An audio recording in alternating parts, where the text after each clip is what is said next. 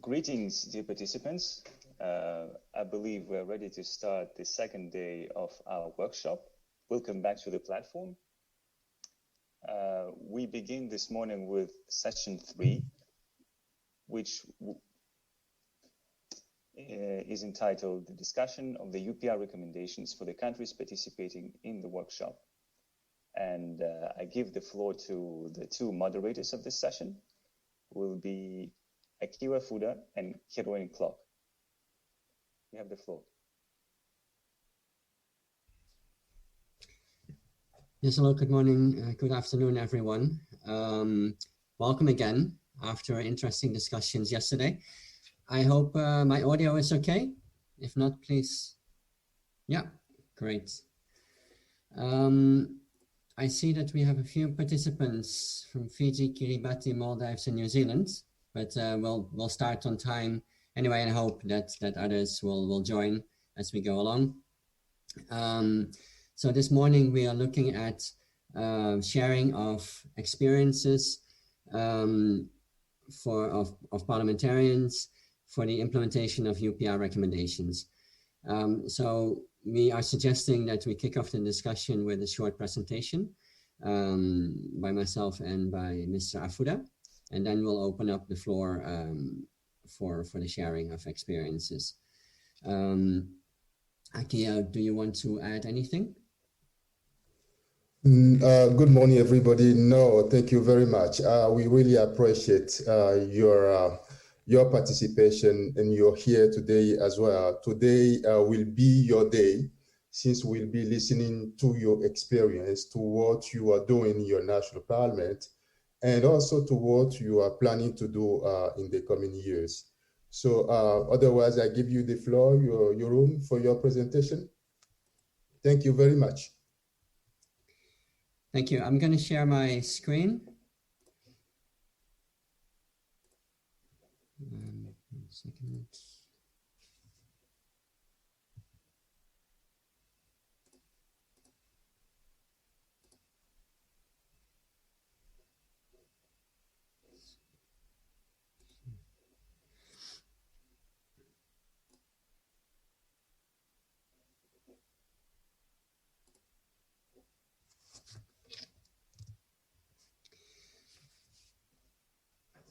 So a short introduction of myself. My name is Jeroen Klok. I work for the Office of the High Commissioner for Human Rights and in the UPR branch, where I'm a drafter coordinator and focal point for parliamentarians. Before that, I've been working for treaty bodies for the Human Rights Committee and for the Committee on Economic, Social and Cultural Rights. I was also for a few years in the treaty body capacity building program, where I wrote the guide on national mechanisms for reporting and follow-up. And earlier, I was working on a handbook for parliamentarians and human rights. So a bit of a mix between treaties, parliamentarians, and national mechanisms. So it's my pleasure to present to you a short presentation on what parliaments can do in the different stages of the UPR process. Through yesterday's interventions and interactions, it was clear that Parliament has indeed a very important role at the national level as a true guardian of human rights, and that it is a cornerstone of the national human rights protection system. And this uniqueness stems from the fact that it is part of the government structure, together with the executive and the judiciary, and that it has direct links with NHRIs and civil society organizations and individuals. But of course, there is another level, and that is the international level.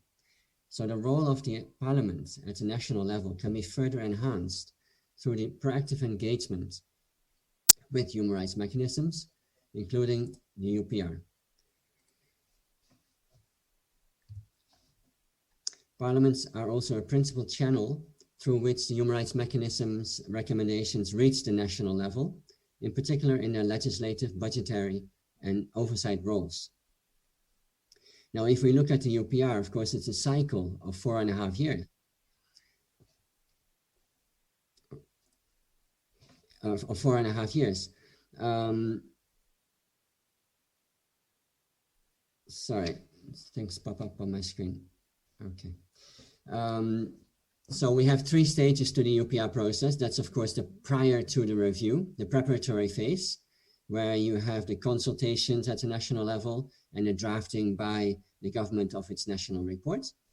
Then there is the review itself, and immediately after that, the period leading up to the adoption. And during that period, often the government is looking at the recommendations and taking position. And the 3rd stage is the implementation phase. Now, if we look at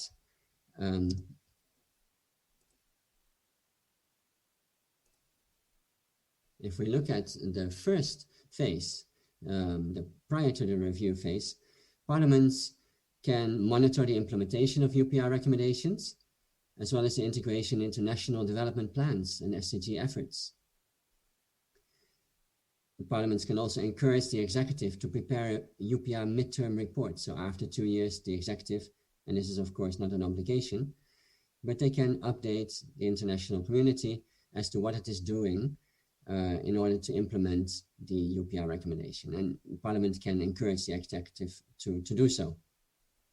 Parliaments are also well placed to encourage the national human rights institution and civil society organizations and local constituencies to share their assessment of the implementation of recommendations with the Parliament and indeed the Parliamentary Human Rights Committee, and possibly also through public hearings. So these 3 aspects will give parliaments a wealth of information that then can feed into the dialogue that Parliament will have and should have with the executive, if existing through a national mechanism for the reporting and follow-up, in the preparation of the national UPR report, and to make an active contribution to that report. Parliaments can also encourage the government to hold a broad consultation process with different stakeholders at the national level as an essential first step in the preparation of the national report. It can also encourage the executive to fully consider and reflect in the national report the inputs received from all stakeholders through the consultation process. But of course, it does not take away that stakeholders can make their own submissions to the UPR process. So parliaments, in their interactions with the national institution and stakeholders, can encourage them to make their own submission that will then feed into one of the 3 documents that form the basis of the UPR, as outlined yesterday, the summary of stakeholder information report. And that is, of course, a report that contains information from national institutions, NGOs, and civil society organizations. And parliaments can also consider holding public awareness raising campaigns with constituencies about the upcoming review, so to raise awareness thereon. So the second phase is the review itself. So during the review, parliaments can participate in the session itself, either as a member of the government delegation, and we have seen that, and in just a few cases, the head of delegation was a parliamentarian, him or herself. It doesn't happen very often though. Or parliamentarians can participate as an observer in the meeting, and of course meet with UN agencies like the Office of the High Commissioner for Human Rights, as well as other agencies like the IPU and missions of states. And then after the review, as I said, the government most often will take the recommendations home and study it, and to determine the position, whether it accepts or not accepts a recommendation. And in these deliberations, of course, parliaments could also participate, especially discussing the recommendations that require action by the parliament in order to be implemented. If the executive does not involve parliament, parliament could consider summoning ministers responsible for the UPR in order to be informed or discuss the acceptance of the recommendations in parliament. And during the adoption, this is very much the same as during the review. Parliaments can participate either as a member of the delegation, and if not, as an observer. So after the review, of course, this is the biggest time period, and we talk about the implementation. And through the study that we have conducted, that went into the Human Rights Council report, we see that a good practice is that Parliament invites, for example, the head of the UPR delegation to provide a briefing to Parliament on the UPR working group process, the review, the dialogue, and the outcome. Parliaments can also ensure follow-up action on those UPR recommendations that require parliamentary action. And in doing so, it could use the matrix of thematically clustered UPR recommendations. And it can also use that matrix to ensure that the recommendations that have been accepted by the state are acted upon by the executive. And parliaments can, of course, after the review, after 2 years, also encourage the executive to submit a midterm report. So if we look at some concrete recommendations, we see that many recommendations require parliamentary action. And here I put some for your information, divided by the different parliamentary functions. So if we look at the legislative, Pakistan received a recommendation to continue efforts to review national laws to ensure that they are in line with their international human rights obligations. From a viewpoint of oversight, Fiji, for example, received a recommendation to take measures to guarantee respect for the prohibition of the dismissal of pregnant women from the workplace, and for the implementation of the right to paid maternity leave in all sectors of the economy. So Parliament can make sure and keep tabs on that this accepted recommendation is indeed followed up on. From a viewpoint of budget, we see recommendations, for example, to Tuvalu, that sufficient resources need to be allocated to implement a national action plan. And outreach with constituencies, Bangladesh received a recommendation to work with civil society to develop a roadmap to implement a particular resolution on religious intolerance. I will skip this. So here I would like to finish my presentation by focusing on two structures at the national level that would greatly facilitate the involvement of Parliament in the implementation of recommendations, and also in the interaction between Parliament and the international system, the international human rights system. And the first one are parliamentary human rights committees. The UN Secretary General and the High Commissioner have repeatedly encouraged the establishment of such a committee in Parliament. For example, in report 72351, the Secretary General wrote that its establishment sends a strong political message. And he encouraged a more proactive engagement of parliamentarians in the work of international human rights mechanisms, including through the development of a set of principles and guidelines.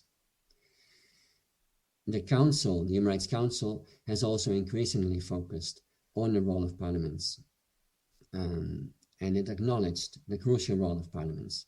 And in a resolution 3529, it asked for a study to be conducted, which the IPU and OHHR have conducted, and its results were reflected in report 38/25.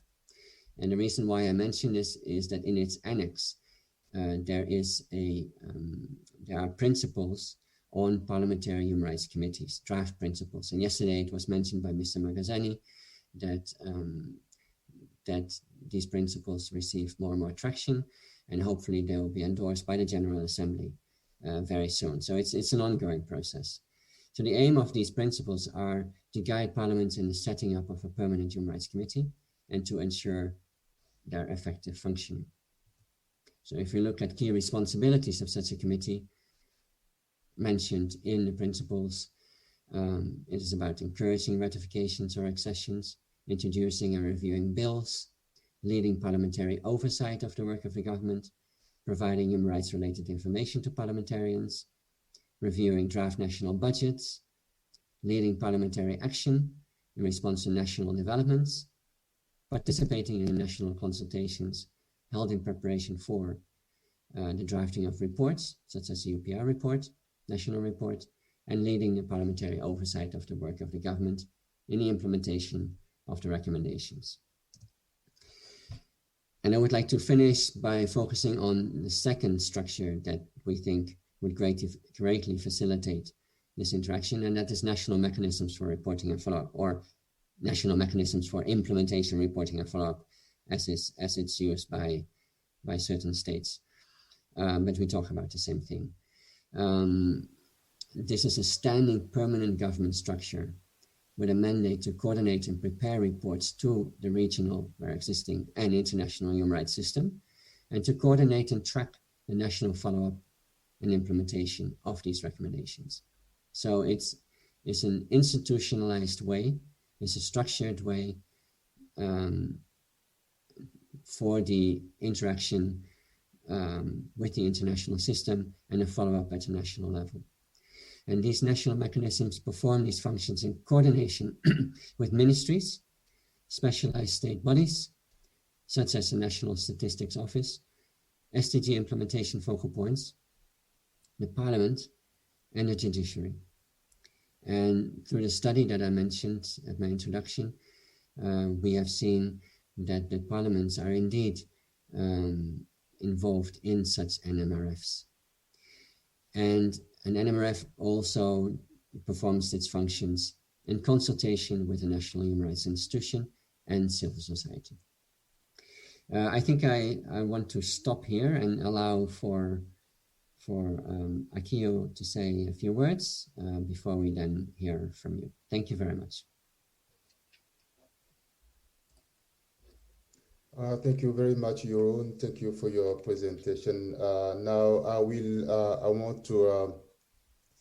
shortly present to you the IPU's approach regarding human rights, what we do at the IPU to promote human rights, and also to provide capacity building to the parliamentarian. So the first thing is to enhance, as I was saying, parliamentary capacity building on human rights.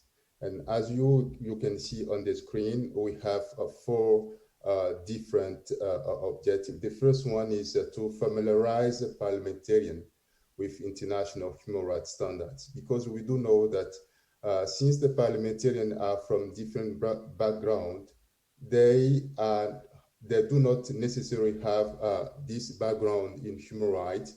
So to do their job, their mission, to fulfill their mission. So the first objective is to familiarize parliamentarians with international human rights standards. And the second one is to promote parliamentary involvement in national human rights reporting mechanisms, including universal periodic review for what we are here today, and the Human Rights Council. I will later on briefly inform you of what we are doing on this aspect precisely.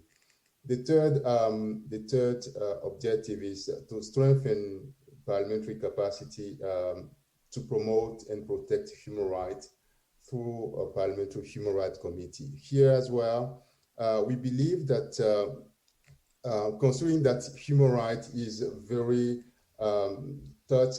different domain, different aspect of life, we believe that for the parliamentarian to tackle, to address the challenges efficiently, we believe that it's necessary to have a sort of devoted or specialized committee on human rights so that they can focus on some specificity of human rights.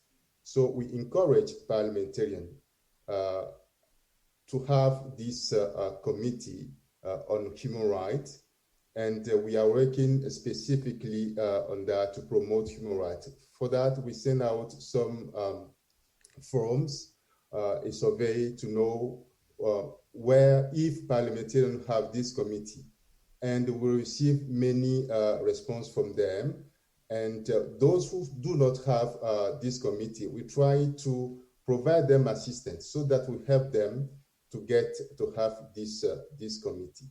And the fourth objective is to promote a human rights-based approach to parliamentary work. As I was saying, the objective here is to mainstream human rights in different activity of a parliament.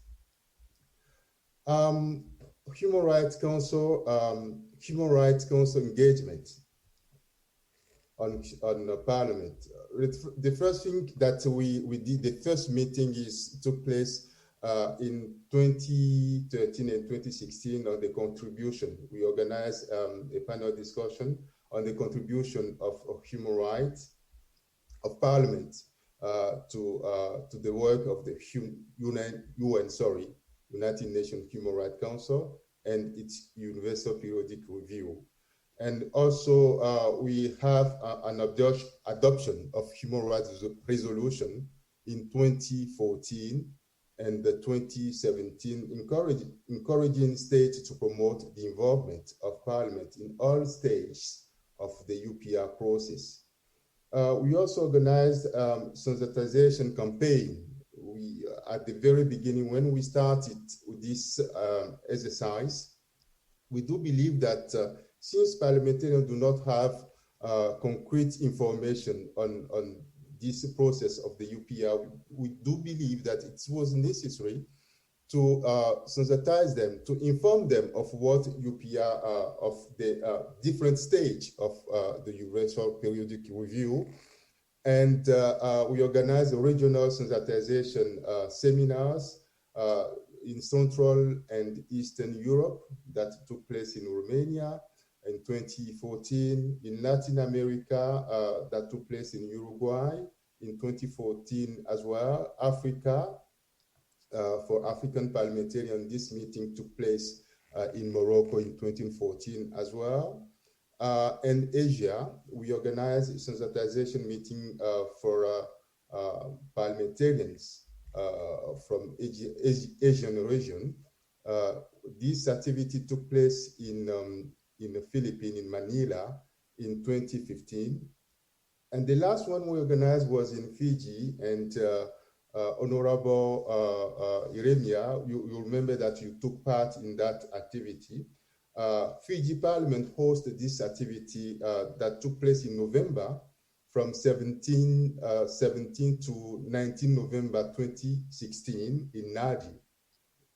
We also we have a publication on human rights report, on UN report to human rights, which took place in June 2018. We also organized forum on human rights, democracy, and the rule of law that took place in November 2018 as well. What you are seeing now on the screen is the room where the review took place at Palais des Nations in Geneva. Here you have delegates, representative of state, member of Human Rights Council, and also we also have NHRI's National Human Rights Institution representative, civil society as well, a representative who took part in that review as presented by Jeroen earlier. So this is the picture. Unfortunately, if we do not have COVID-19, we believe that initially we want to organize an in-person meeting so that to allow you to come to Geneva and to visit that room. Last year, when we organized this meeting in Geneva, we organized an international meetings for parliamentarians who are part of human rights committee in the parliament. So they came in Geneva and we organized this meeting at the Palais des Nations. And in between two sessions, we visited this room and they had the opportunity to follow the review to see how things happened during that review, how members, how state members put questions to the state which is under review. Now, to sum up what Jeroen has just said, concretely, how Parliament can be involved in the UPR, your periodic review. The first one is to contribute to the national report. is really important because this national report should reflect the human rights situation in the country. And we believe that parliamentarians, as representative of people, they should have a say in that report. Here you have two alternatives. This first one is to contribute to the draft, so to participate in that national committee in charge of drafting this report. This is the first option. The second option is to ask that national committee in charge of drafting national report to share with you, once this draft is ready, available, to share it with you as a parliamentarian. Then you have the opportunity to discuss, to review that report first at the parliament, and to provide input if you do believe that you have input to provide. So to provide input to that report before this report is submitted to Geneva, to the Human Rights Council. The second possibility for you is to discuss the national report, as I said it, before it is submitted to the Human Rights Council. The third approach is to include parliamentarians in the national delegation presenting the national report at the Human Rights Council. I've just shown you the room. Once your national delegation or your country is scheduled to present its national report, it's important that you, as a representative of people, to participate in that review, to hear the question, and also to have the possibility as a parliamentarian to share your concern, and also to make some requests, because during this report you have all the country of the Human Rights Council, all the members. They can hear you, they can hear your challenges, and also provide assistance to you if ever you need one. So it's important for you as a representative as an MP to participate in the presentation of that report in Geneva. The fourth step, Jeroen mentioned it, is to discuss the recommendation resulting from the UPR process and make suggestions for the follow-up. Once the recommendation, the review is over, the Human Rights Council draft a recommendation, a set of recommendations for the country which is reviewed. So as a parliamentarian, what we suggested is that you ask for that recommendation. You organize a discussion within the parliament on those recommendations and to explore parliamentary possibilities to contribute to the implementation of that report, which is the fifth approach that we are promoting. Besides the UPR, we also, at the IPU, regarding the human rights, we also we have a parliamentary, we promote parliamentary action to protect the child rights. And the objective here is to sensitize Parliament to the rights of the child and to strengthen the capacity to promote and protect these rights. To address specific child rights protection issues requiring parliamentary action, including child trafficking and child labor, which is an important issue, and also to increase parliamentary involvement in the work of the Human Rights Committee on the Committee on the Right of the Child. So, what concretely we are doing at the IPU? What do we do? Once your country is scheduled to present its national report before the Human Rights Council, the IPU Secretary General writes a letter to the Speaker of the Parliament to inform him that his country will be reviewed and request that Parliament or parliamentarian contribute to that report the national draft report before it is submitted here. And also the IPU Secretary General in his letter requests that parliamentarians be involved in the national delegation that will come in Geneva to present the report.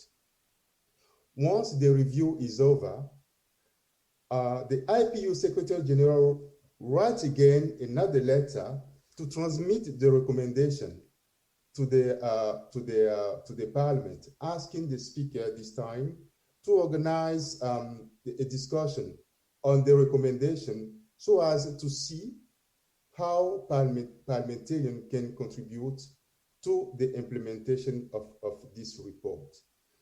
And ask also if ever Parliament needs a request, in line with the implementation of those recommendations, IPU and OHCHR stand ready to assist them. So briefly, these are, our approach at the IPU to promote the involvement of Parliament in the UPR process. I will stop here and open the floor for the discussion so that to hear from you following this presentation, these two presentations, and in line with the recommendation that we shared with you previously, to hear from you, to tell us and other participants how you or your Parliament contribute to the UPR process. First question. Second question, if you do not participate, what is your plan in the future to contribute to the UPR process? We sent you a set of questions, and we do believe that you received them. The first one is how your Parliament or your parliamentary body in charge of human rights have been involved in the preparatory phase of human rights. The second question is, how is your Parliament and your parliamentary body in charge of human rights is involved in the implementation of the UPR? Here, we will be grateful if you can share with us some concrete example. Should your contribution concern the elaboration of laws, oversight action, allocation of budget, cooperation with national human rights institutions or civil society? The third question is, what kind of contribution does your Parliament plan to provide in the coming years? And finally, we, IPU and OHCHR, as I have just said it, we are available to assist you, to support your action regarding the UPR process in general, and more specifically, the implementation of those recommendations. I thank you for your attention. Jeroen, the floor is yours.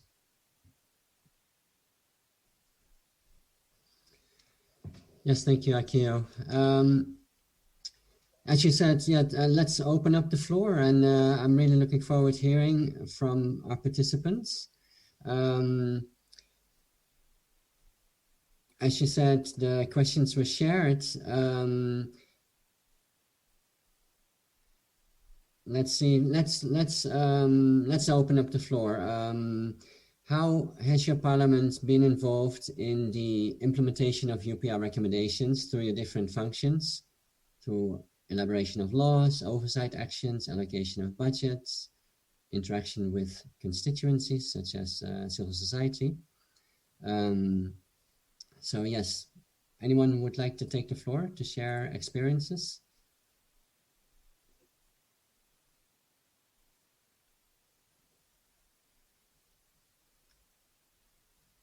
I'm sorry, I think Very bad. You need to unmute your microphone. Thank you.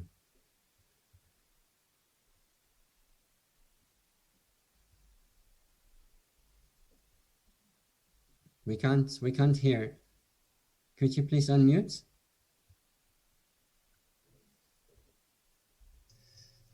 Oh, sir. It's okay. We can hear you, sir. Okay. Well, it's a brief statement. Well, most of the questions assumes the existence of parliamentary committee on human rights. In our case, in Quebec, as you may have known already, we don't have a committee on human rights in Parliament. The work on human rights is done exclusively by government. We were never involved at any stage at all. And it's an area that I think we need to do some more work on to ensure that Parliament is involved in the process. And here where I think that the IPU and the UN, excuse my stutter, and the Council on this will have to devise a method by which small parliaments like us can play a more active role in the process. And I understand that, I think from what have been said already, that they may be able to offer assistance. And they can start off by writing a letter to the speaker, to our speaker, urging them to try and get the involvement of MPs in Parliament in the process. Because as I said at the beginning,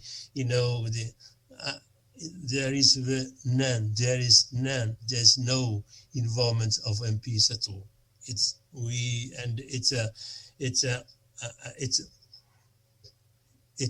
We need to do a lot more better in this regard, and that's why I'm asking for the advice and help of those who can help, so we can start the process of involving the MPs in the human rights on human issues. That's it. We still can raise human rights issues in Parliament as part of our normal parliamentary work, but then to be able to play a more effective role in that, we need information and advice and so on, because it would be far much better to raise an issue, and we understand fully the background and so on. Again, that's where the assistance of the IPU, one of the and the bodies connected with the human rights issues can really play a crucial role. As I said, I'm keen to be involved in the process which we are allowed, but a lot depends on the attitude of the government of the day, because we can never just force ourselves onto the table of the government. They have to give the okay. And perhaps another avenue is for IPU and the bodies to write specifically to the government here in Geneva, if they can find a way of involve the MPs on the important issue of the human rights. And I'm not sure if you can say anything else, but I believe that we have a role to play, and with the assistance of other people, I'm sure we can all help to make our country better for everybody. That's all I want to say at the moment. Thank you, Honorable Jeremia. I really appreciate your contribution, and I do remember that when we met in Nadi in 2016, we briefly discussed about this issue, and as you have just raised it again now, we will be pleased to assist the Parliament of Kiribati in that perspective. My question right now to you, do you think that in the coming month, we can organize a national workshop with you on those recommendations? Oh, I'm sure you can, but I cannot speak on behalf of the Parliament, because the Speaker, the Clerk are the bosses here in that regard. And that's why I suggest you write a small note to them and suggesting that workshop is going to give us on the issue of human rights. Okay, note taken. In that case, what we will need, if the speaker can also send a request to the IPU, because this is the procedure, to send a request to the IPU Secretary General to request an assistance regarding, as a follow-up of this meeting, the workshop that we are having today, that Honorable Eremia participate, and that you found interesting that the Parliament contributes to this UPR process, and then you need some assistance from the IPU, sorry, and the OHCHR. Once we receive this request, we can organize a follow-up workshop seminar virtual with you, with your colleague and parliamentary staff, so that to explore with you how concretely we can support your action in this process. So once again, thank you for your contribution, and we take note of the interesting information that you share with us. Jeroen, the floor is yours. Yes, I also would like to thank you, and I acknowledge that at the national level, of course, it can be difficult for Parliament to have a seat at the table with the executive. I acknowledge that the Maldives has raised its hand, but we can discuss this further. But just to say now that, of course, we think there is a lot that Parliament can do regardless of the attitude of the executive. For example, in exercising its oversight role and acting on the recommendations that require parliamentary action, so action by Parliament itself. And there are also, as I said, there are also other avenues that we think could be considered by the executive and Parliament, including through the establishment of a national mechanism for implementation, reporting and follow-up. And this is also highlighted by the High Commissioner in her letter to the Minister of Foreign Affairs after the UPR review. She encourages the government to establish such a mechanism. And as I said, such a mechanism will institutionalize the interaction between different ministries, but also between the executive and other parts of the government, including Parliament and the judiciary. So this is one thing to keep in mind. And of course, the Office of the High Commissioner for Human Rights, we have a capacity building program that helps governments in establishing such mechanisms. And I'm sure that our regional office in Fiji would be more than happy to assist you and your government in this regard. But now I would like to acknowledge and give the floor to the Maldives, please. Thank you.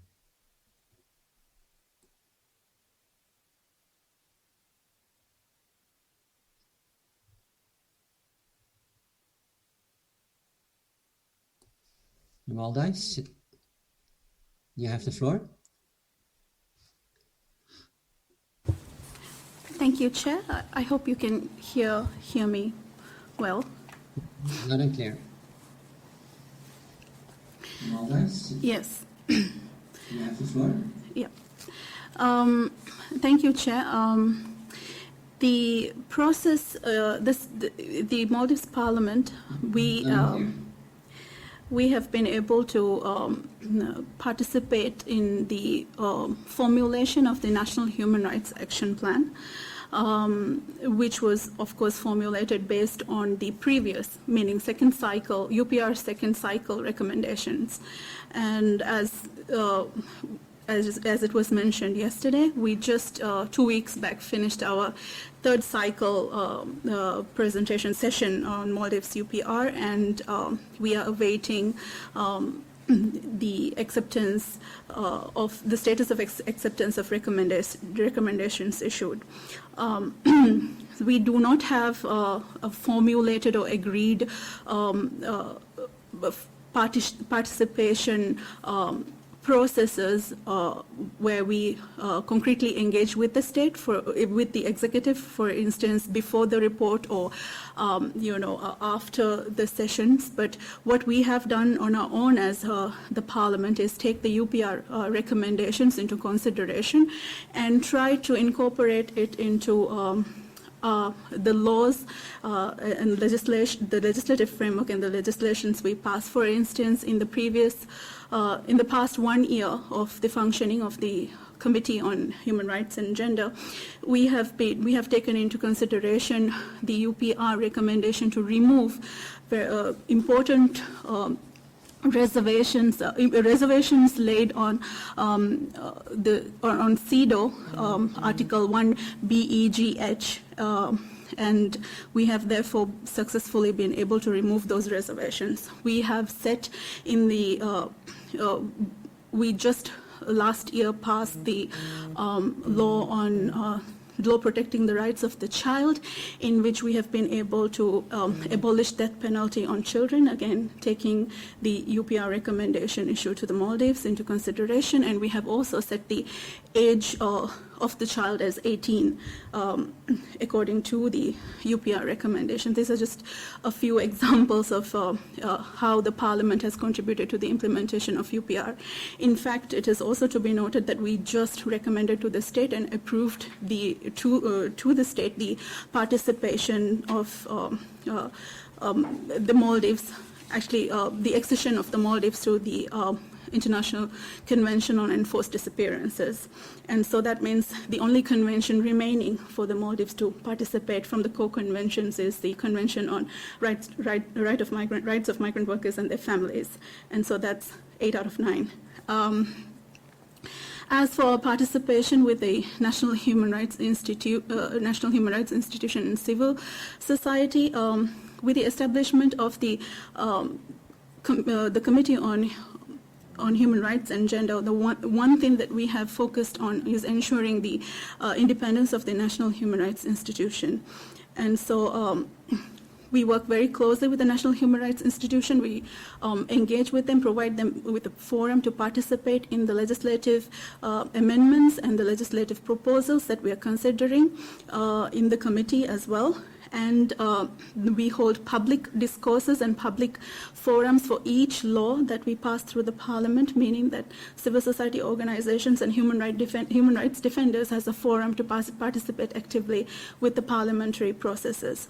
And we also conduct the oversight of the National Human Rights Institution, which means that we take into consideration their annual reports, their reports and research work that they do, and the stance that they take on human rights, ensuring that those stands are in line with the UPR recommendations, and their work reflects implementation and encourages implementation of the UPR recommendations. With civil society, I think this is the first time in the history of the Maldives that civil society has such an open forum to engage with the parliamentary committees. It is open for civil society organizations to sit in parliamentary committees as observers or as invitees while considering laws, and so in civil society organizations bring to us commitments we have made to the UPR processes. So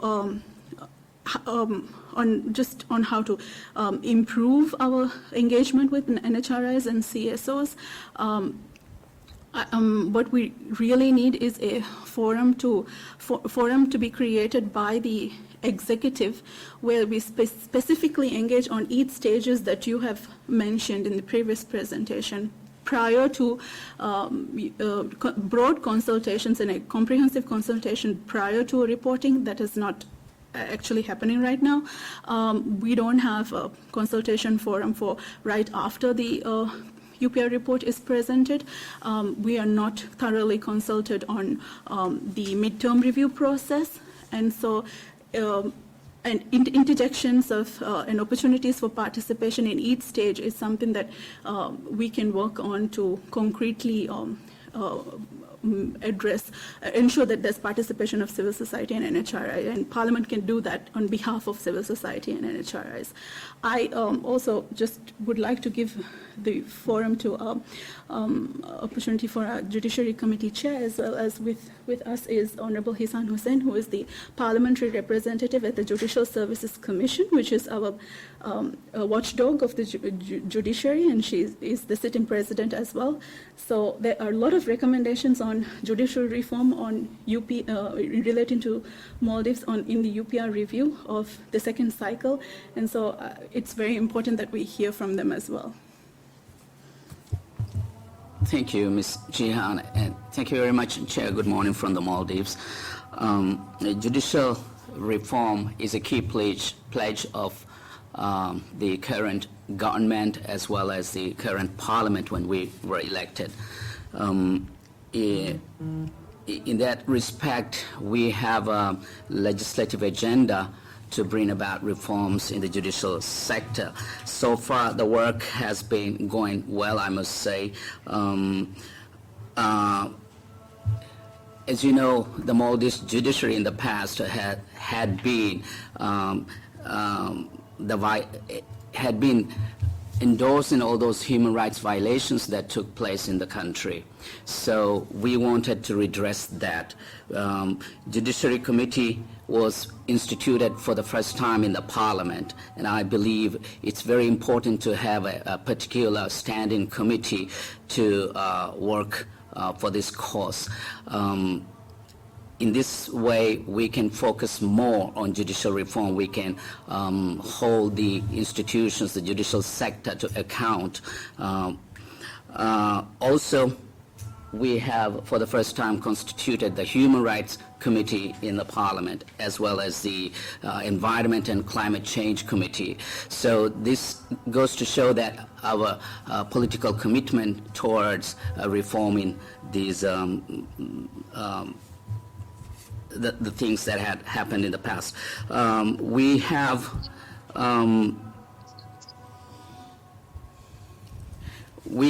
brought about some changes, made recommendations as well to the government to reform the judiciary.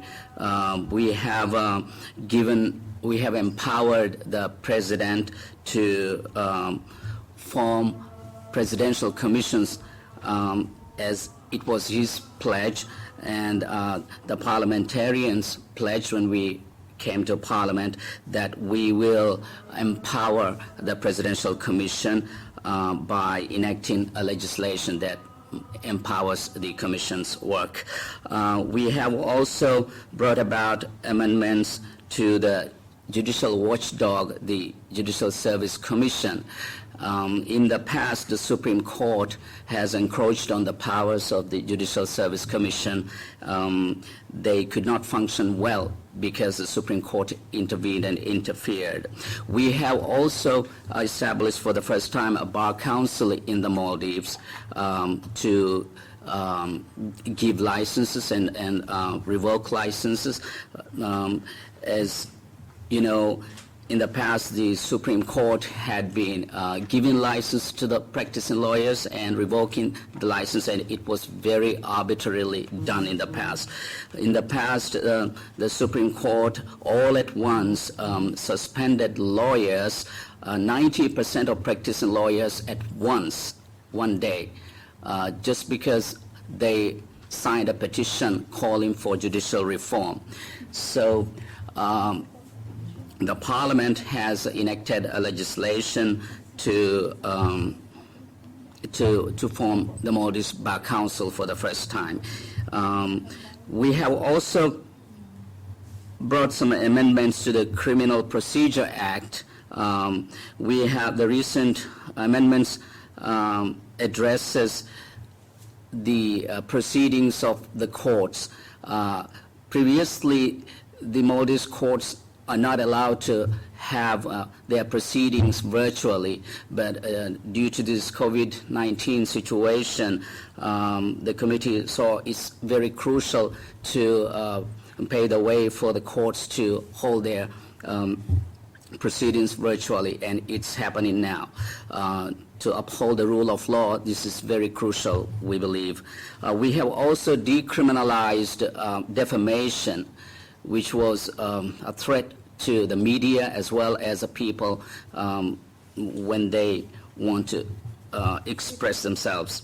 Also, we have recently repealed freedom of assembly the restrictions in the Freedom of Assembly Bill. These are some of the things that we have recently done. One of the most important work that we are currently doing is establishing a system for transitional justice. We are working on that bill, and we have the committee have almost come to a conclusion. These are some of the things the committee have the committee as well as the parliamentary other committees related to these bills have been working on, and what we have done so far. Thank you. Thank you, Chair. I just very briefly would like to note that in light of the discussions we have had, we feel that it is very important that the role of the Parliament is clearly outlined so that the Parliament and the standing committees can have a more active role and participation during the entire process of the reporting, implementation, and review. Right now, unfortunately, in the Maldives, the Parliament has absolutely no role or say during the UPR cycle process. So that is something we need to change, and I believe that in light of these discussions and in this seminar, at least on part of the Parliament, we will actively work to change and implement a process in which the Parliament would have an active role in the preparation before, during, and after the UPR cycle. I just also want to very briefly add to what the chair of the Human Rights Committee and the chair of the Judiciary Committee had said. The Maldives we have implemented many of the recommendations proposed during the previous cycle. As you know, after 2018 presidential elections, and the 2019 parliamentary elections, we have been on a very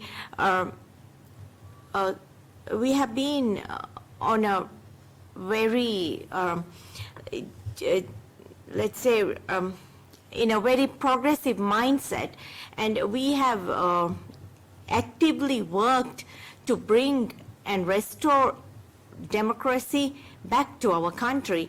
And one of the key themes, or one of the key field we have worked to bring changes, is the judiciary or the judicial reform. And in that process, we have been able to change the Supreme Court, bring an independent Supreme Court which has the confidence of the people. And also, I would like to very happily point out that right now in the Maldives, that all levels of courts have female judges represented in the judiciary, which is a huge achievement for us. And it is a UPR recommendation as well. We have also taken up very strongly the recommendation, very seriously the recommendation on the recommendation for training of judges. We have established a judicial academy, and we have currently developed curriculum and training modules for judges. And we are in the process of implementing those training requirements within the judiciary. Also, we have changed the process and procedure for selection and appointment of judges. We no longer appoint judges as rewards or favoritism.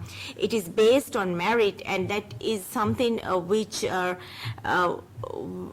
will make a huge difference in our judiciary. Overall, I do support and agree with what the chairs of our Judiciary Committee and the Human Rights Committee have said, and just want to thank you for this opportunity.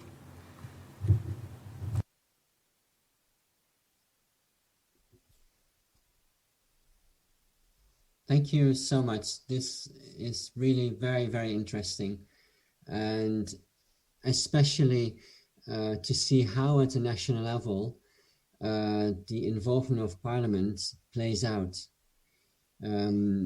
Yesterday, we heard from you, Maldives, about the oversight role of Parliament, and you mentioned that you posed the question how to balance the oversight role and the role of contribution of Parliament. You flagged that it was difficult, and this is, of course, I think, an age-old dilemma,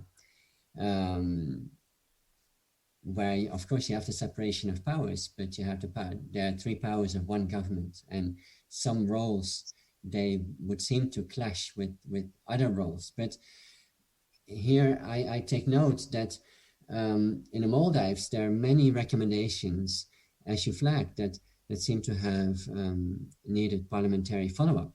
You mentioned judicial reform, you mentioned the presidential committees, amendments to the Judicial Service Commission, decriminalization of defamation, freedom of assembly, system for transitional justice.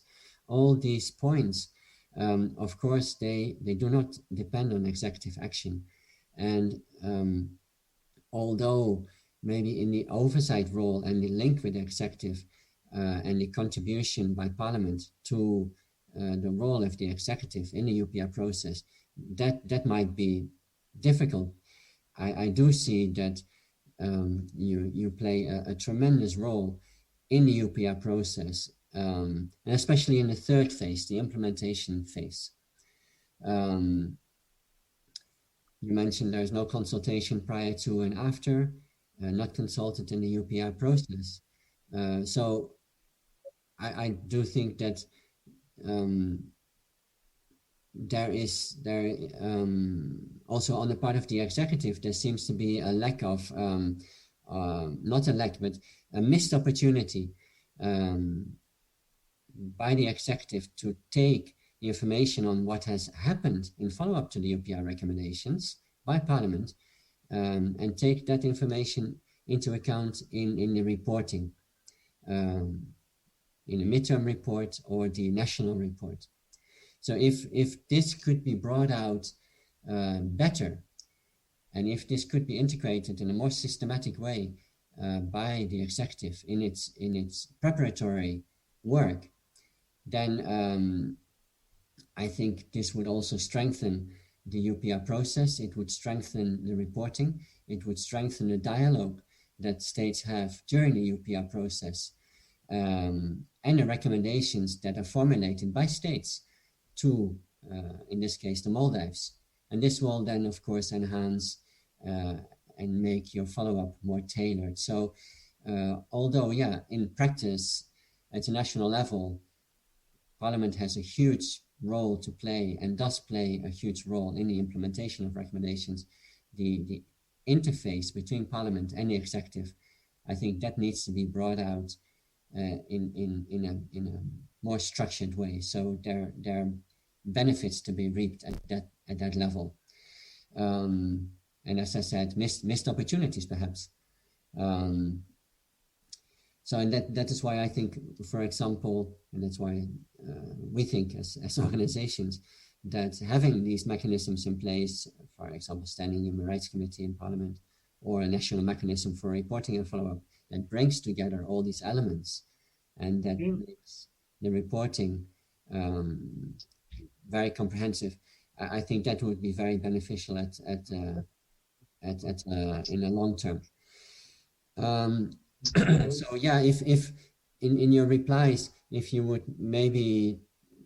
would like to share how our Parliament sees how to balance that oversight role, the contributory role, how you can increase the contribution to the executive processes.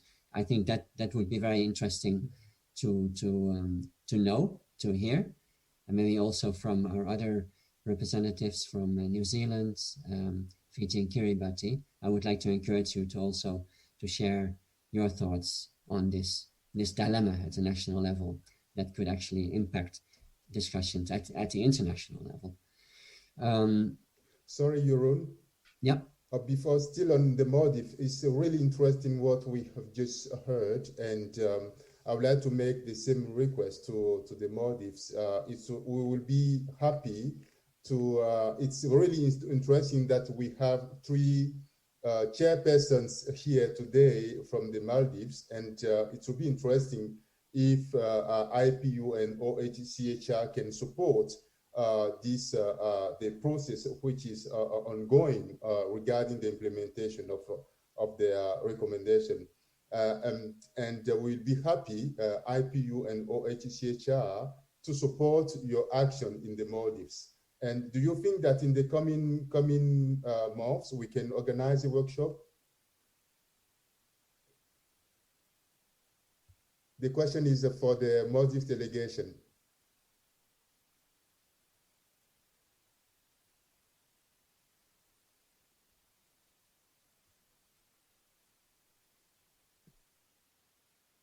I hope you can hear us. For the Maldives delegation. Unfortunately, Chair, there is a lag in the audio, so we hear you a few seconds after you've actually spoken. But yes, I think the Maldives Parliament would be, especially definitely the Committee on Human Rights and Gender, and our joint committees would definitely be quite honored, and also would look forward to an opportunity to engage with IPU on how to better engage in the UPR processes, and that would be definitely a welcomed opportunity. Okay, thank you very much.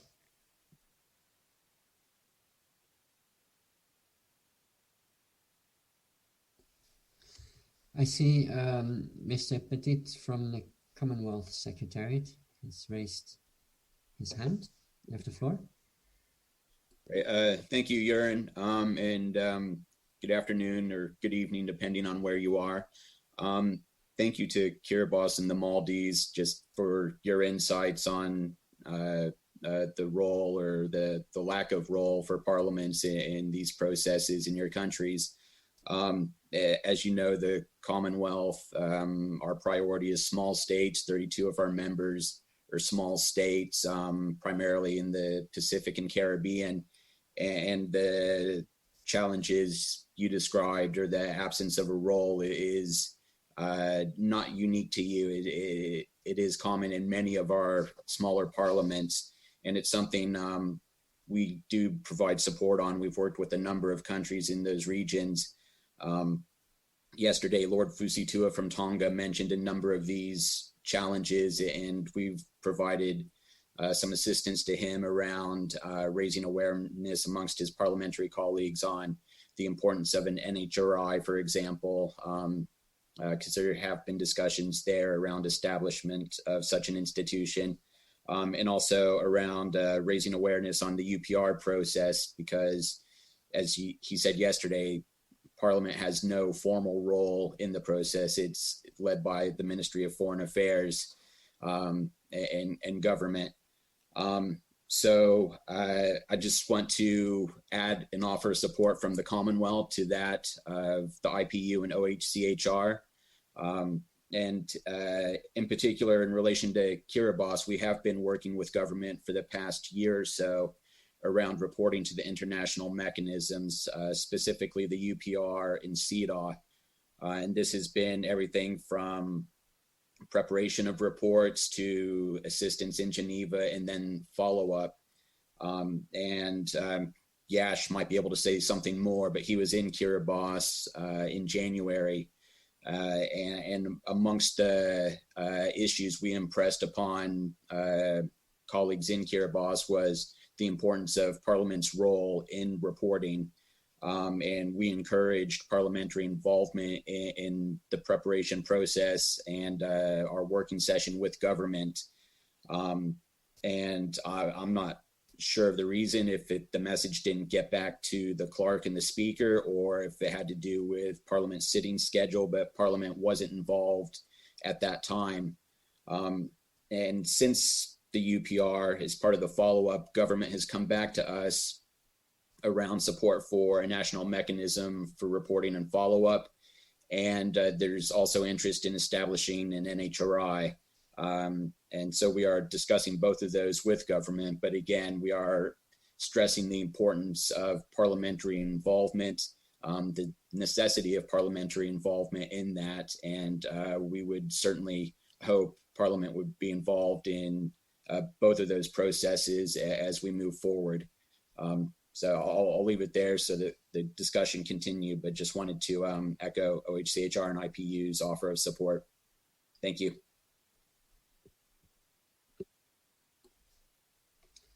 Thank you very much, and thank you very much for sharing that. Yes, we indeed acknowledge the importance of those structural, of those structures being put in place and parliamentary involvement, and that will definitely solidify. Oh, sorry, I have to admit someone into the room, Mr. Maharaj. Yes, and that will bring out the involvement of Parliament in the reporting processes, and bring to the attention through the reporting process what happens at the national level in terms of follow-up by Parliament. So yes. Maybe if we can give the floor to Honorable Maharaj from the Fiji. Yeah, he just joined us, huh? Yeah. Yep.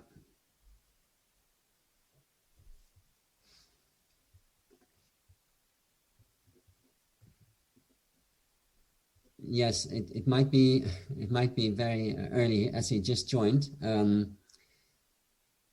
Mr. Maharaj,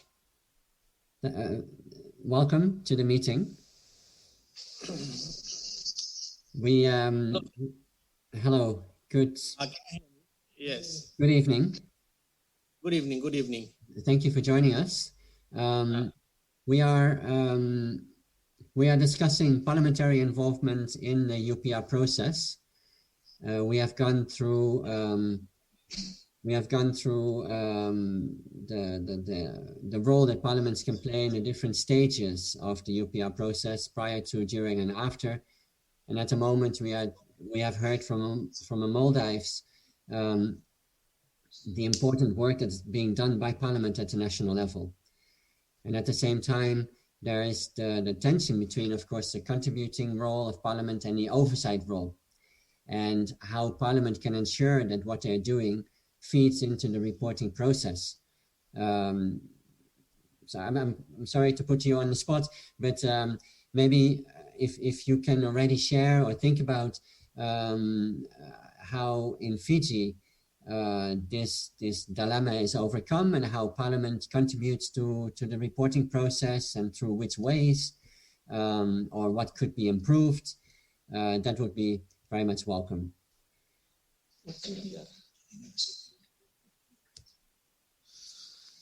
Oh, thank you very much. So sorry, first of all, for actually coming in a bit late. I had a series of meetings and only able to avail myself now. As far as Fiji is actually concerned, in Fiji, I think our democracy is quite new.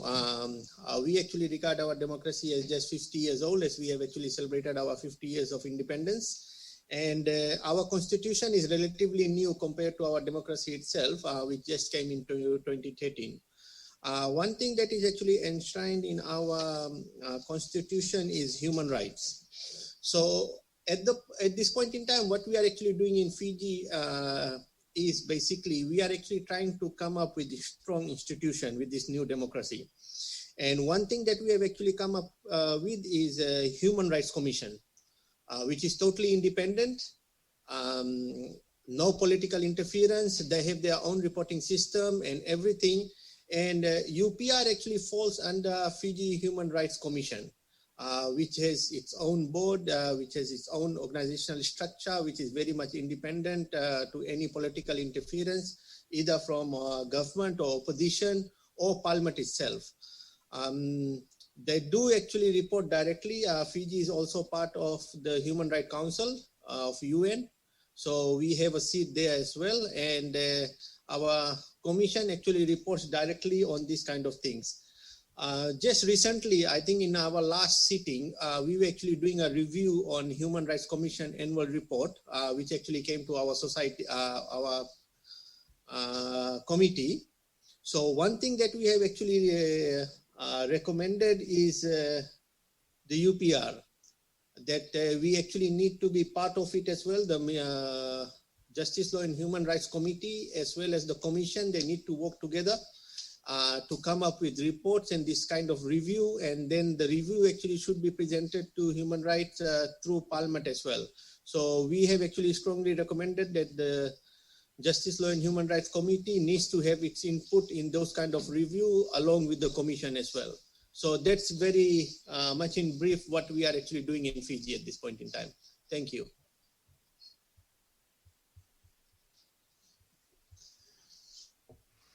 Thank you very much for sharing that, and that's very encouraging to hear that those processes are in place and that from the different parts of society through the NI and the Human Rights Committee, Justice Committee, these inputs feed into the processes that make it to the Human Rights Council. Just to follow up, could you perhaps also elaborate whether there is a national mechanism for reporting and follow-up in place that deals with treaty body reporting and UPR reporting throughout the cycles? Kind of an executive, what I mentioned before, an executive structure, an interministerial structure that allows for consultations and reporting and the integration of the inputs by Parliament and the judiciary into the reporting process. Thank you. Thank you for the opportunity. If we are actually directly talking from the executive point of view, then there is no structured way to do so at this point in time. As I stated earlier, we are actually trying to get some strong institution into place. But reporting is definitely done by Parliament and the Commission itself. We have actually seen Commission actually taking some of the government officials, some of the ministers, government MPs as well to task. So that's basically the way we are dealing at the moment, because we have an independent institution, which is Human Rights and Anti-Discrimination Commission. So we have actually left that to them. I believe there was a review recently in which actually Justice, Law and Human Rights Committee from the Parliament also participated on the roles and responsibilities of the Commission itself. So we actually gave our input, and I think that would be presented to UN Council as well of what our Commission is doing at this point in time.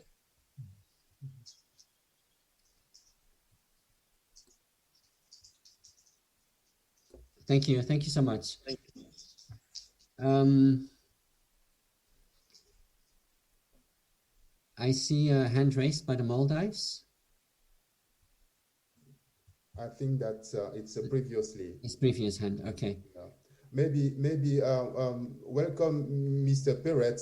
We are delighted to see you again, and we'll be happy to hear from experience in Australia. Thank you very much, and I do apologise. I had two commitments that I just couldn't get out of. Can you hear me okay? Yes, we can hear you. And I appreciate the chance to catch up, and I'm really here to listen. And I can't see the chair, Senator Henderson, so I'm not sure if she has already made a contribution. But I'm really keen just to listen. As Senator Henderson explained yesterday, our role is slightly different to many other human rights role in that we are only looking at the legislation that goes through the Parliament through the lens of the international human rights law and what Australia is a signatory to. I have some familiarity with the other committee, because I was previously on that committee, so I have looked at both. The only thing I would have liked to contribute yesterday is the role of an independent media, which I'm not sure whether people are particularly interested in that or whether that has any relevance. Because I know the media of some of the countries participating has a range of independence, I guess. So I'm happier just to listen, because I don't want to revisit ground that unless people have questions, whatever the Secretariat wants, I'm happy to participate. Thank you indeed very much for that, and we'll be pleased to continue the collaboration with your Parliament. And if you have any request, we'll be happy to provide it. Thank you. Could I suggest, I'm a big fan of the role of Parliament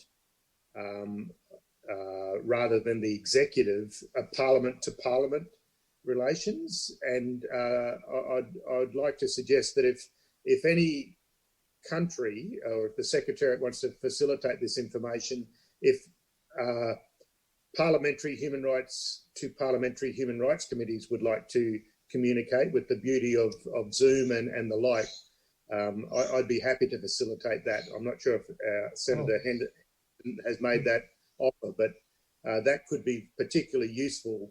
The more communication that occurs, the more corporate knowledge that parliaments have rather than executives, I think that is a good thing, because from what I have seen of human rights, and I've been in government when the Human Rights Committee has existed, and I've been in opposition, which I currently am, and I guess the observation I would make about human rights focus is it doesn't move one's career up the executive greasy pole, and so that is my observation about human rights committees.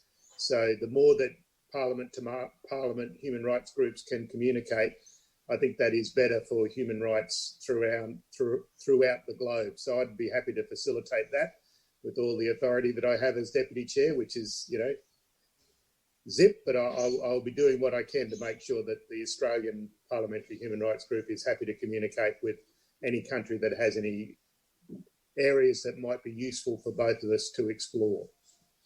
Perhaps things that don't embarrass our executives, but that would be useful to be aired for the sake of human rights around the world. Thank you indeed for this offer, and on which we will follow up with you and with your committee. Thank you indeed. Thank you.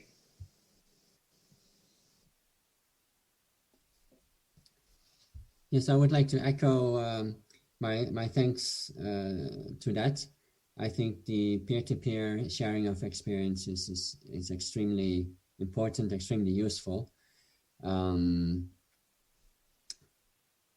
Now, with regard to the role of parliaments, we have seen that through the sharing of experiences now and yesterday, that parliaments do a tremendous amount of work in follow-up to UPR recommendations. So following up on recommendations that require parliamentary action. And we have seen that it is difficult to feed that information on the results of what's going on into the reporting process. So of course that is the implementation / reporting angle of the UPR process. But of course, Parliament also has an oversight role. I would like to pose the question: how is Parliament using UPR recommendations to hold governments to account, to hold the executive to account in the oversight role? So this is regardless of the reporting process, but this is using UPR recommendations to keep tabs on what the executive is doing in follow-up to the recommendations, and to hold the executive to account. Also using UPR recommendations in public hearings, for example, with civil society, in parliamentary sessions with ministers, for example. Could our participants share some insight into that? About what is happening in Parliament?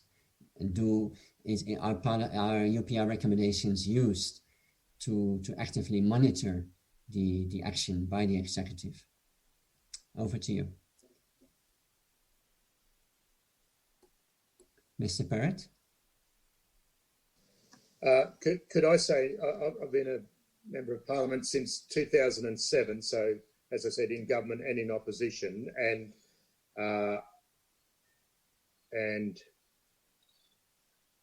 in my experience, in Australia, the media has played a stronger role in calling into, and NGOs have played a stronger role, and our Human Rights Commission in terms of highlighting the gaps between what the nation aspires to and what the United Nations review has highlighted. That is my experience in terms of the executive, both sides of the government, both sides of the Labor and the coalition the executive has seen it as a process to be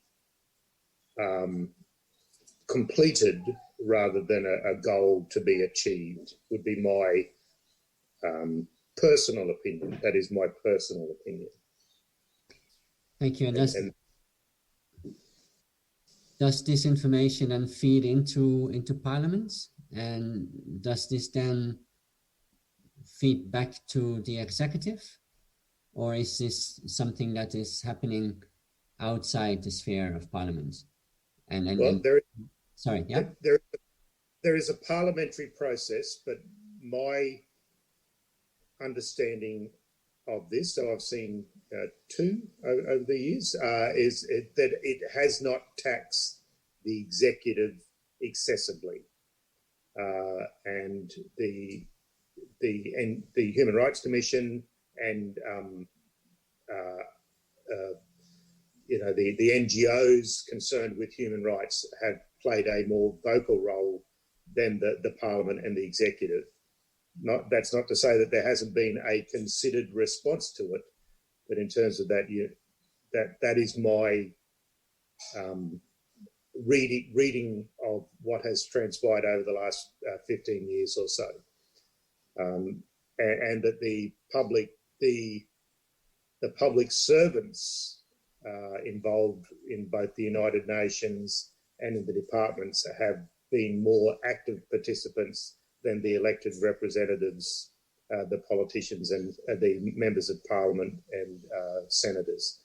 That's Senator Henderson might have a different view, but this is from my time on the Human Rights Committee, and as I said, I've been in that role in government and in opposition. Thank you. To follow up on that, do you think then that Parliament has a role to play in galvanizing action in Parliament itself, either through a public human rights committee or individual parliamentarians? Also, the link between parliamentarians and local constituencies, grassroots organizations. We have talked about the UPR reporting process, and of course, Resolution 5/1 calls also for the holding of a broad consultative process by the executive with grassroots organizations. Do you see room for improvement there, or do you have some recommendations? Very much so. And unfortunately, Parliament, being a mathematical entity, is dominated by people connected to the executive. And so with the executive inherently trying to avoid criticism, especially by a informed press, there is a political process often associated with the reporting of the annual 5-year analysis of how the nation state is progressing. But that's not to say that in light of some of the things I heard in the other nations involved in this, we are heading in the right direction, and we don't have some of the issues that some of the other participants have. But we, what do they say? Rust never sleeps. We must keep working towards making it better. So. Thank you for sharing those insights and those dilemmas and speaking about separation of powers and how that then plays out at the national level. Thank you for that. Maldives raise the hand.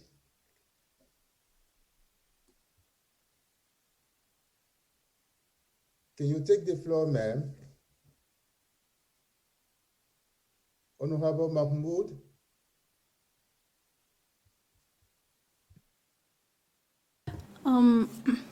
I just wanted to highlight upon an example. Of perhaps an example of how parliaments can hold this executive to account on UPR-related recommendations. So last year, when the new Human Rights and Gender Committee was established, one of the key issues that were coming to the committee were on exploitation of juveniles for criminal activities, denial of vaccine, mandatory vaccine for children, outside of court marriages, illegal marriages with young girls, and a lot of child abuse cases. And all of these were, of course, issues that were already highlighted in the UPR report on protection of the child.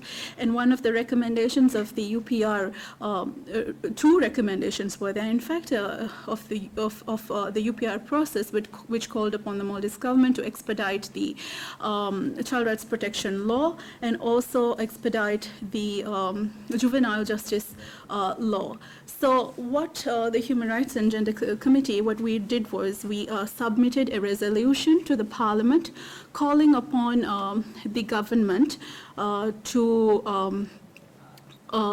immediately submit to the Parliament the draft bills on child rights protection, juvenile justice, and also education. So thematically, all the important core primary laws relating to children we were able to call upon the executive to submit to the Parliament, and following which, within 2 weeks, we had 2 to 3 weeks, we had the laws submitted to the Parliament. We had them deliberated exhaustively in the committee, and on Children's Day last year, 19th and 20th of November, they were ratified by the President. So I thought it's a good example for how we can hold the executive accountable on UPR recommendations. Thank you. Thank you indeed for this experience. That is really worth sharing. Can you tell me, do you organize as well some field visits to discuss with the constituency about the recommendations?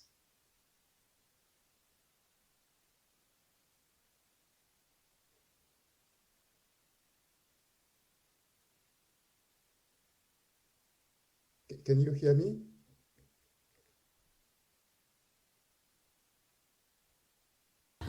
Sorry, just because of the audio lag, I heard you a few seconds later. No, in fact, we don't have a systemic way of reaching out or engaging with our constituencies on UPR recommendations. We don't. But as a committee, what we have done is conduct visits. But as a committee, we have conducted visits to, actually physically conducted visits to places where persons are deprived of their liberty, such as psychiatric institutions, children's homes, shelters, and with the sole objective of well, in these institutions, you can't really talk about the UPR recommendations. With children, we have to be very careful. But what we did was invite a group of children to the committee, and we sought their opinion and their views and their stance on issues relating to them. So we might not we are not organized in a systemic way in reaching out to our respective constituencies on that, but we have committee mechanisms to reach out to stakeholders and rights bearers. Thank you very much. Thank you indeed. Jeroen?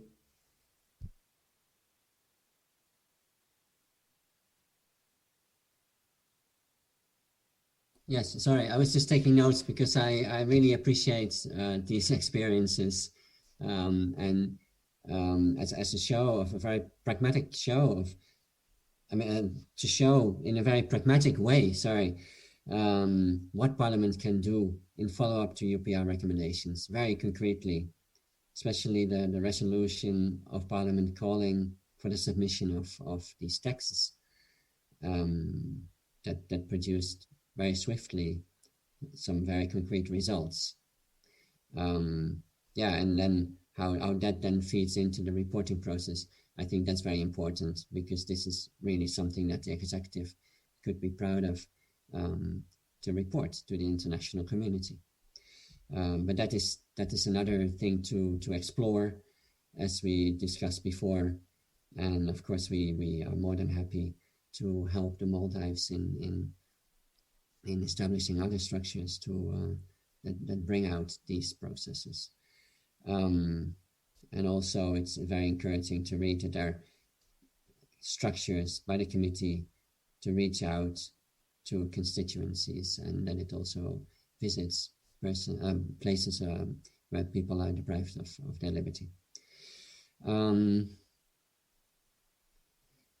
I see on the program that we have scheduled a break at 8:30. Maybe Mr. Huizinga, would you, or Akio, would you like to come in and say if we should discuss further?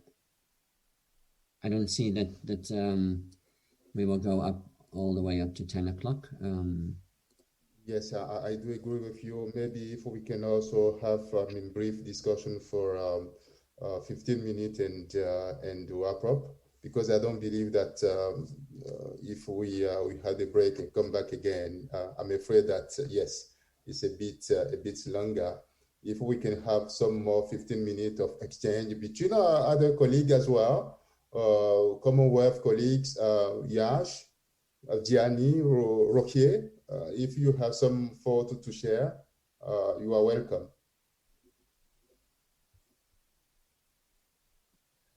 Thanks, Akio. Well, there is one particular thing that I was thinking of listening to the members of Parliament that were participating, and something that was mentioned yesterday by Ms. Pato, who's not there today with us, from Malaysia, the Member of Parliament from Malaysia, and she was saying that, you know, one of the challenges that she was facing is in making these international human rights recommendations relatable to people, to ordinary citizens.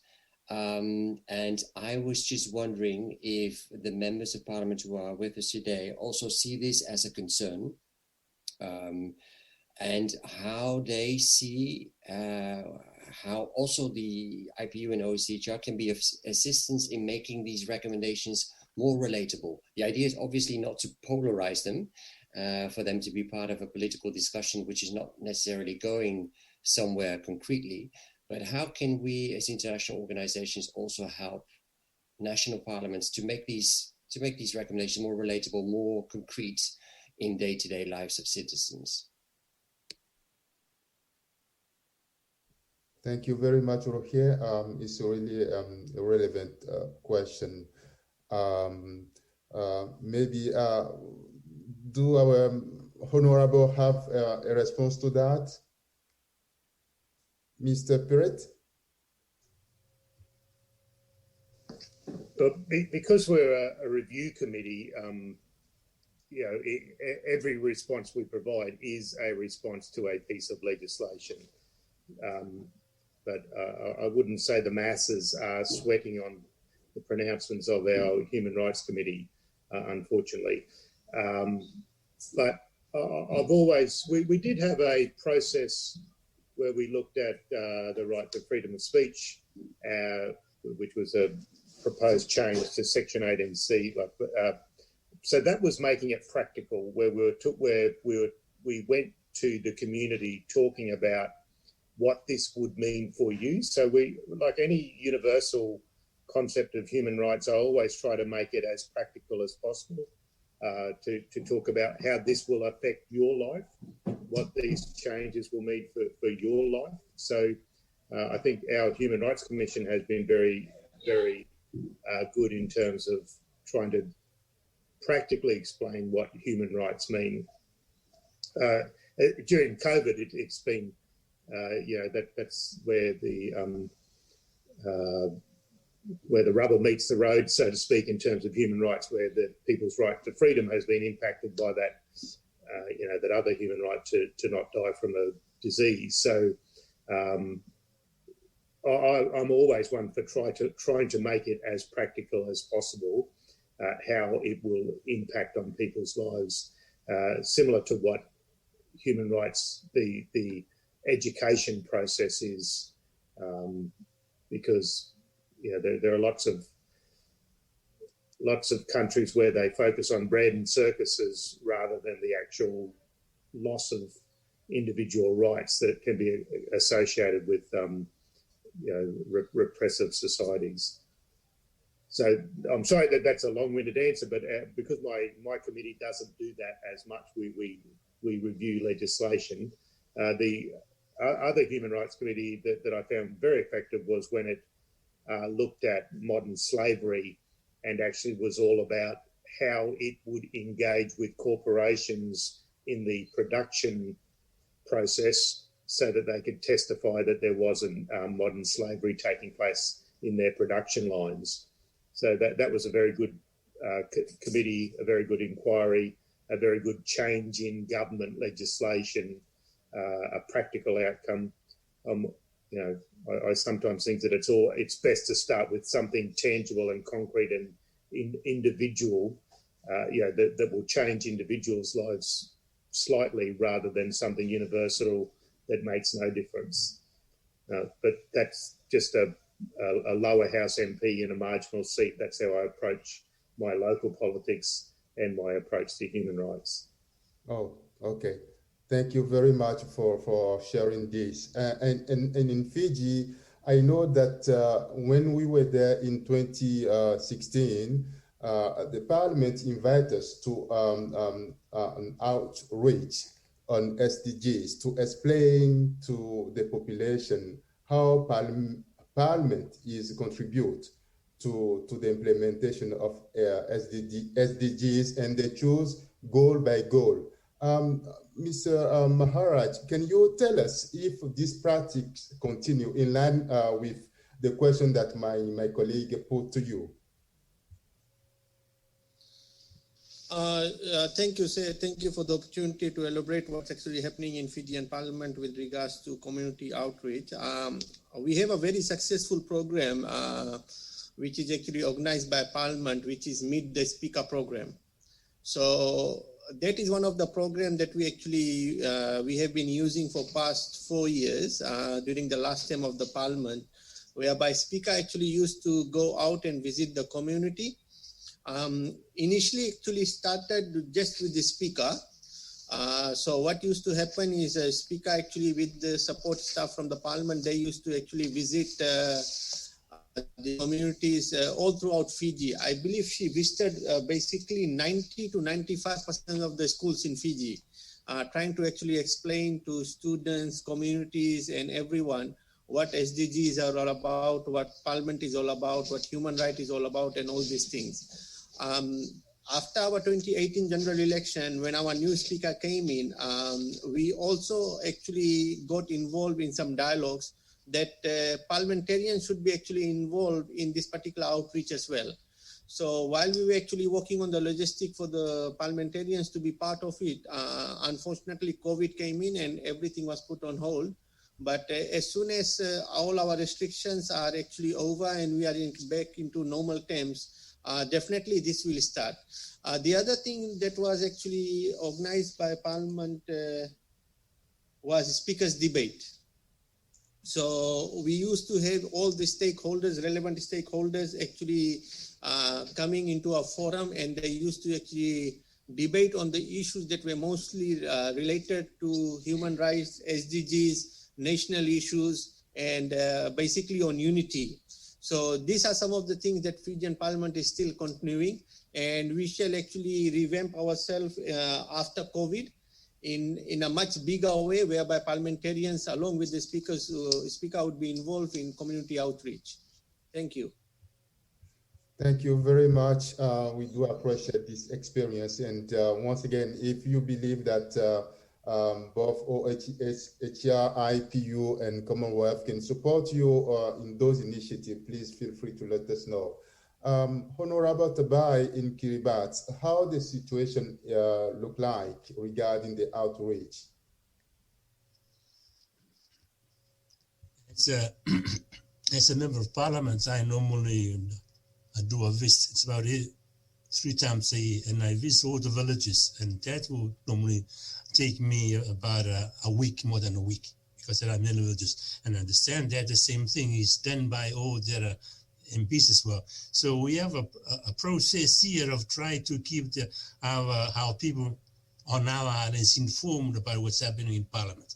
But one thing that I thought I'd share with you is my reaction to the various recommendations that have been made on the UPR report as relates to the givers. And as an MP for some years in Parliament, I'm very interested in recommendations that touches the daily life of the people.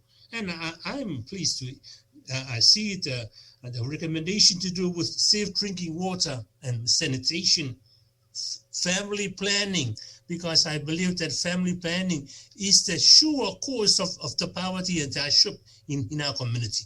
There are too many kids now without, you know what I mean. If there are too many kids in the family, cannot look after them, I mean, that's a disservice to the future generation. But those are the very issues that I'm keen in, and here, and I see here there is a need to ratify the core international rights instruments. I'm not sure what those instruments are, but I have a fair idea, and I understand that the recommendation has been made by in the UPR review. And I expect that I expect the government to fulfill and implement that recommendation. But as I said, I have no way of knowing what is happening now, because again, we are not in the process of what is happening. And that's why personally, I'll be good in terms of trying to do our job for our people that we are involved in the process. And that's my contribution to the discussions of. I want to emphasize again. I'm very keen on the recommendations that touches on the challenges that we face in our daily lives, and that is there is a sort of issues that we raise every day in our parliament, and our parliament is going to start on Monday next week. And we are busy now trying to organize ourselves. I'm on job machine. I'm trying to do my best to make sure that I can perform in the sense that I can ask a lot of questions and raise issues that in the end I believe was going to benefit our people in Kiribati. Thank you. That's my contribution to the discussion. Thank you very much indeed, Honorable Tabai. We really appreciate your contribution, and we also appreciate that despite your busy agenda, you make yourself available to attend this meeting, and once again, we really appreciate. Maybe Gianni, at this stage, do you have an input, a contribution to the debate? The floor is yours, Gianni.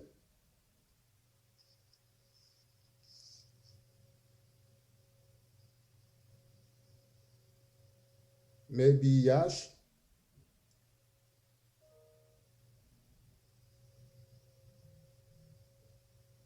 Thank you, Akio.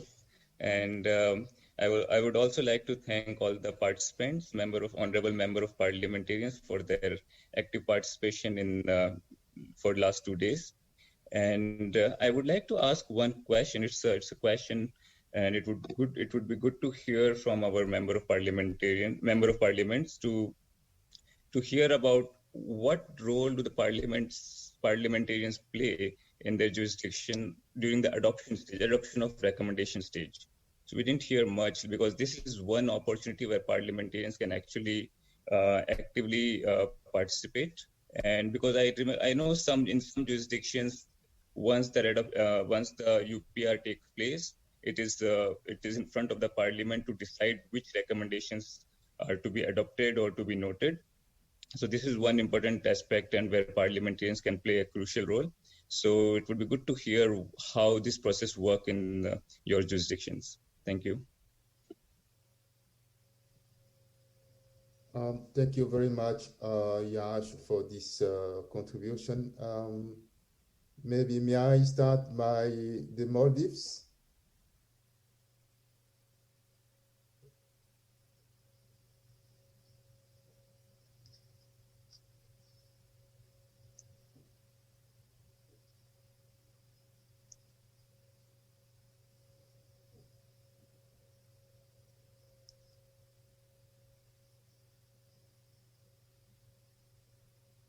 It seems that there is a technical problem. Can you hear me, Honorable Mahmoud?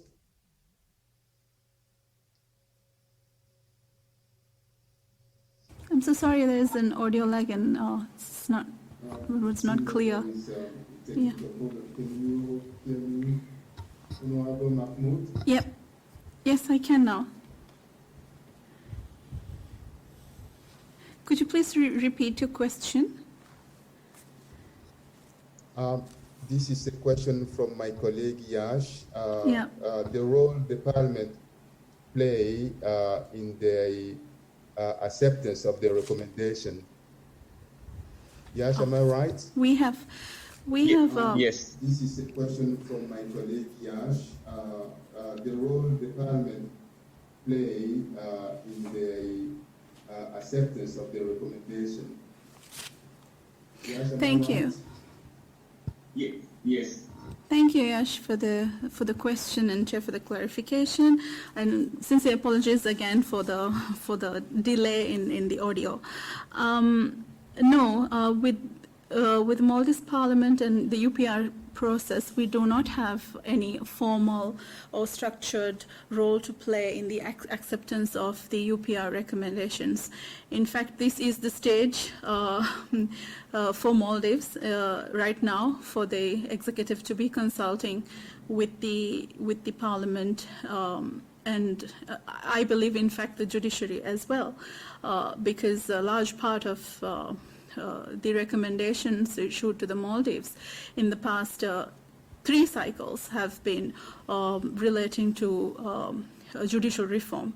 And so unfortunately, we do not have a formal mechanism, and in the past there have been no such practices as well of consulting or engaging the Parliament in acceptance, in the process of accepting the recommendations issued. Thank you very much. Australia, Mr. Perrett. Thank you. As I've already touched on this earlier, so in terms of that review process, as I said, the formal process is taken care of by the executive, and I think yesterday you also, if people, I think most of the faces seem familiar from yesterday. You heard from Rosalind Croucher as well, who gave that process in terms of the shall we say, the public servants, making sure there is a follow-up. But I do believe, and that the Parliament and NGOs and media, that voice, the voice outside the executive, could be louder, could be more coordinated. We are getting there. We've got one jurisdictions with human rights is becoming much more of the language. We were very much a common law approach to human rights that evolution under our constitution has been slower, but we are getting there. But might be something to discuss maybe next year and the year after as we progress. But I should also point out that two recent participants, members of the government, not of the executive, but members of the government party, have recently publicly called for the abolition of our Human Rights Committee, the committee that myself and Senator Henderson are the chair and deputy chair. So there is a range of voices floating around in the healthy democracy called Australia. But I think now that we've been, I would like to think that it's entrenched a decade on. It's a matter of making it stronger rather than something that periodically annoys the executive and their approach to everything that we do is perfect and human rights an inconvenience.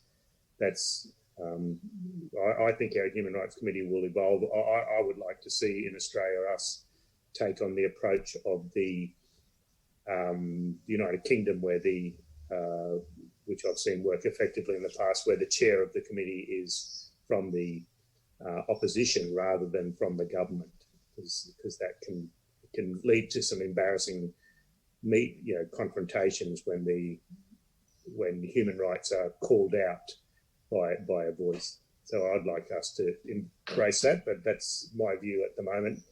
I'd be interested to see if that's the view of my party should we win government at the next election. Thank you very much indeed, Mr. Perrett. We really do appreciate your contribution, and thank you all for sharing this morning and this afternoon or this evening, this night, according to where you are, your different contributions that are really appreciated. We took note of what is going on in Maldives, in Fiji, and in Australia. We also took note of Mr. Tabai's request to support strongly, and we took note of his interest, his strong interest in getting Parliament involved in the process.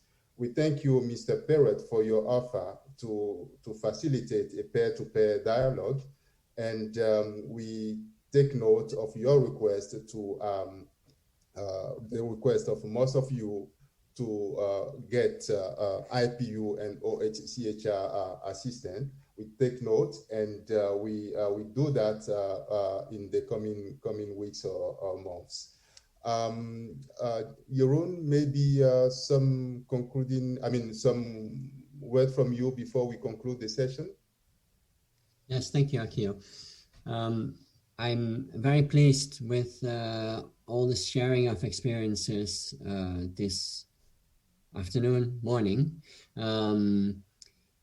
It has been a good learning experience, I think, for all of us, and especially for us, OHHR, to hear what is playing at the national level, success stories, also needs for technical cooperation, perhaps. So on behalf of the Office of the High Commissioner for Human Rights, I really would like to thank everyone for having attended yesterday and today, and for the ready sharing of these useful experiences. I'm sure this is just the start. And I do agree that the peer-to-peer sharing of experiences is tremendously useful. So in that sense, this seminar has also been very useful. In terms of technical cooperation and follow-up, of course, we in the Office of the High Commissioner stand ready to cooperate with our partners, IPU and the Commonwealth Secretariat, in meeting those requests. Requests could be sent to either one of us through a note verbal, for example, to the UPR branch.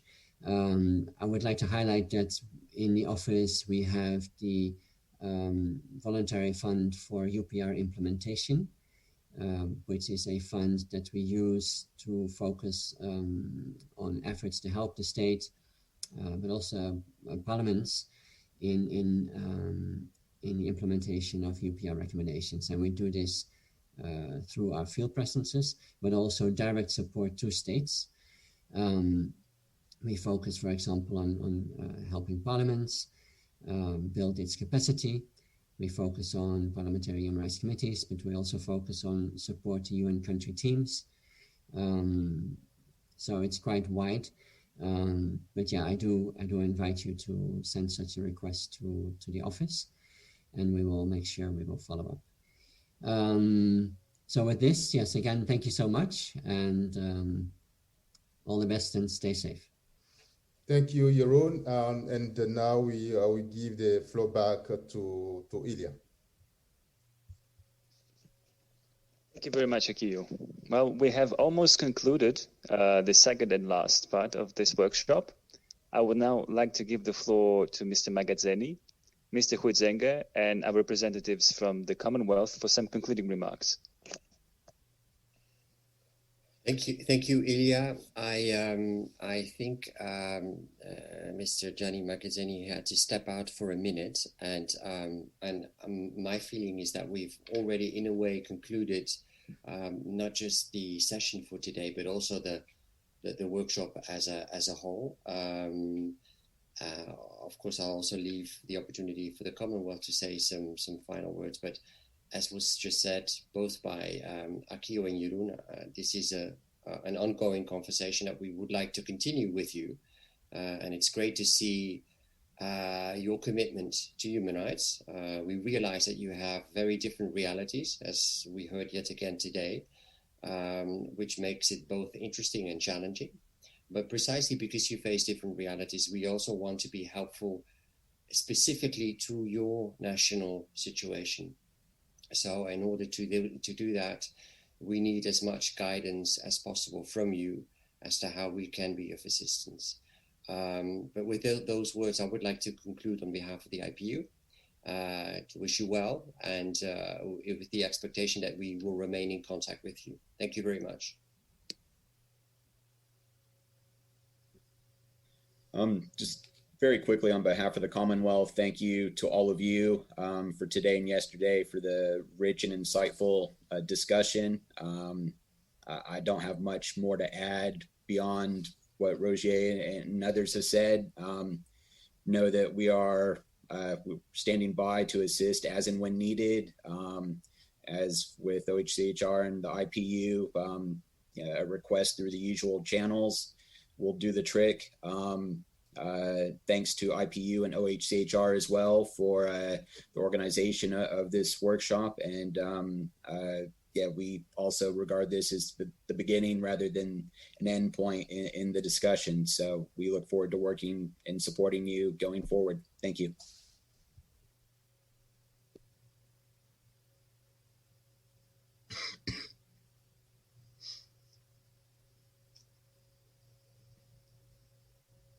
I think we can hereby conclude, unless Jeroen, you would like to add some final words, but I guess you've covered also some final remarks from OHCHR. So maybe with that, I would like to say goodbye to you. And as I said before, with the expectation that we will remain in contact and hopefully very soon to see concretely what we can do together. Thank you very much.